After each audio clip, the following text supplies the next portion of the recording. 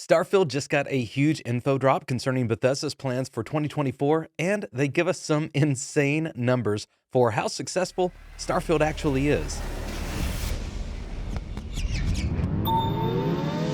On December 20th, official Bethesda channels published their end-of-year update for the Starfield community, along with a heartfelt message and thank you to fans. Bethesda allowed us to peek into the Unity and gave us some astounding numbers indicating some really interesting play metrics, including the most popular weapon, which enemies are most deadly, and the average play time per player, which honestly was the most surprising to me. We'll come back to that later. Let's start with Bethesda's message to the fans. Quote, "It's coming up on the end of the year, and we want to thank all of our players for joining us for the incredible launch of Starfield. With 13 million players since September, this has been the biggest launch in our history. Your support of this new adventure has meant everything to us." They continue, "But we're not here just to say goodbye to 2023.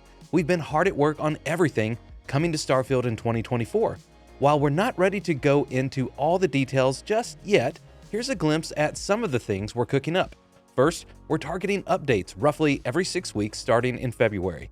These updates will include everything from quality of life improvements to content and feature updates. Join our Steam beta branch to be the first to try these updates as they begin rolling out. We've been reading all of your feedback and are excited to start launching these new features. We'll be adding new ways to travel, and you'll be able to access city maps while exploring the major cities. For those of you who love shipbuilding, we'll also be expanding on ship customization with ship decorations, new shipbuilding options, and more. We're also excited to be adding all new gameplay options. With these new settings, you'll be able to alter your gameplay to allow for an easier or more challenging experience that will expand beyond our normal difficulty setting. These will allow you to easily customize carry capacity, cargo access distance, ship damage, vendor credits, how you suffer afflictions, new survival mechanics, and more. Next, official mod support will be coming to Starfield with the launch of Creations. Beginning early next year, Starfield will be getting its own exporter, and you'll have access to a new creation kit. Modding has always been an enormous part of our games, with incredible community-made content constantly bringing fresh new experiences. With the scale and systems in Starfield, we can't wait to see what you come up with. And lastly, the team is hard at work on the development of Shattered Space, our first major expansion coming next year. You'll have new story content, new locations, new gear, and much more. We can't wait to share more with you next year. Thank you so much for all the amazing feedback, and please keep it coming. We do read it all, and it guides us in what you really want to see in the game going forward." End quote. Okay, so this is huge. Mod support, survival mode, improved traversal, and expanded ship customizations. When Bethesda say they've been listening to player feedback, I think they really mean it. These are all the major talking points anytime I hear people express what they would like to see in the future updates. Of course, mod support was not a surprise at all. Bethesda was very clear they would be leaning into supporting the modding community even before the release of Starfield. But now, giving an official statement of the new creation kit becoming available early next year, Bethesda have most likely rekindled some of the modding community's excitement. Bethesda's statements about gameplay customization beyond the traditional difficulty settings are also no surprise, as there have even been talks in interviews about the potential of a survival mode. I, however, wasn't expecting this update for a while, as this type of hardcore mode has never really been a priority for games right after launch. But if it's something that the developers can offer the community as they wait for the DLC or more narrative-driven mods, then it will definitely be a very welcome addition for seasoned explorers.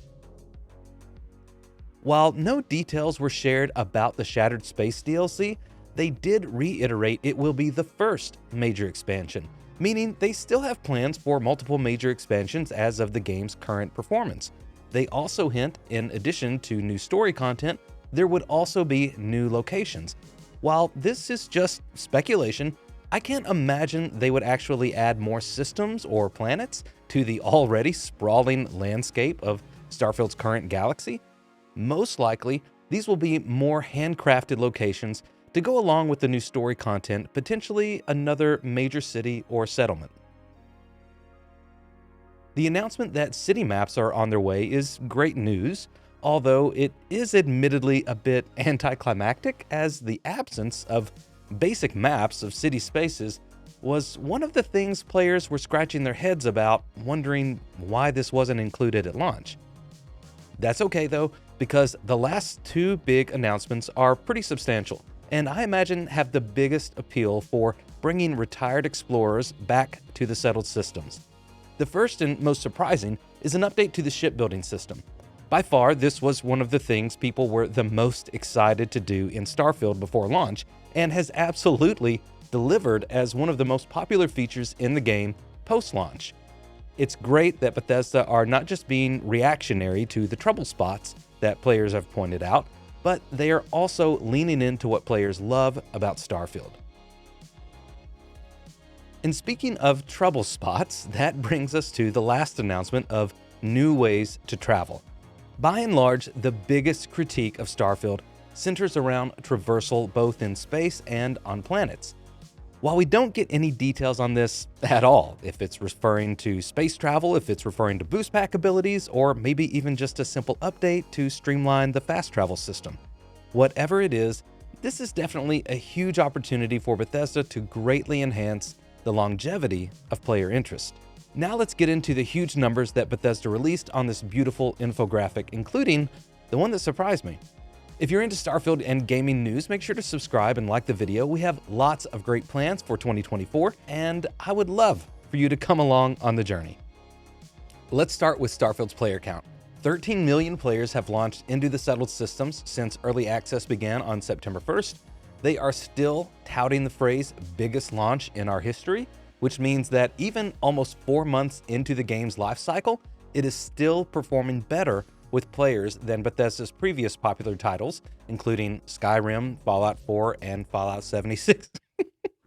Sorry, I couldn't help myself. But I point this out because this is very different than the popular and convenient narrative that's being painted online that Starfield is a bad game and a failure just to get clicks and views with the negativity. And one of the most surprising numbers they share, and one that really does fly in the face of all that negativity about the game, is the average playtime per player, racking up to 40 hours of gameplay. I have to admit, even trying to see through all the biased negativity online and understanding that the negative and vocal minority don't speak for the whole community, I would not have guessed that the average playtime would be 40 hours, especially considering the assumed bounce rate of Game Pass players being relatively high. 40 hours of playtime per player? That is a huge testament to just how engaging Starfield is. A few more fun numbers they share. As a community, we've played 22,284,331 days.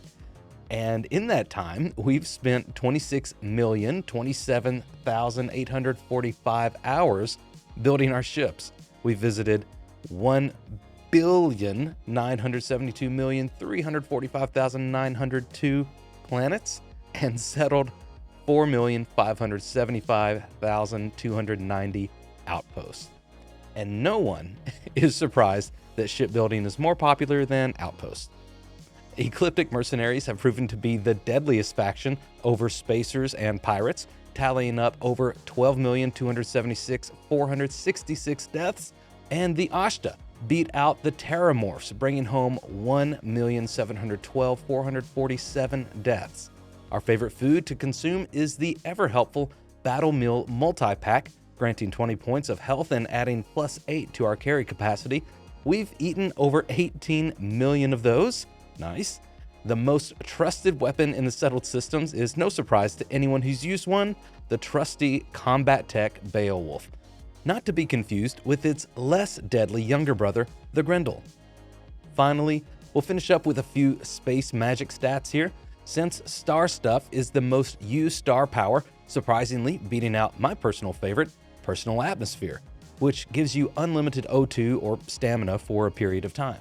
Although this is telling that maybe more players are engaging in stealth mechanics than I would have thought.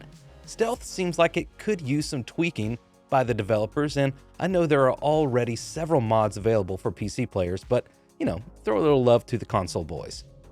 Over 1.6 million players have become Starborn and started New Game Plus. And finally, Starfield has seen over 5 million crossings of the Unity for players to start a new game in another universe. Congratulations to the team at Bethesda for an incredible launch. What did you guys think about these updates and stats? Was your most wanted feature update included in the announcement? Were you surprised like I was about any of the stats? Let me know in the comments. And if you like positive and chilled videos, drop this video a like and subscribe if you want to see more. For now, may you find wonder as you journey through the stars.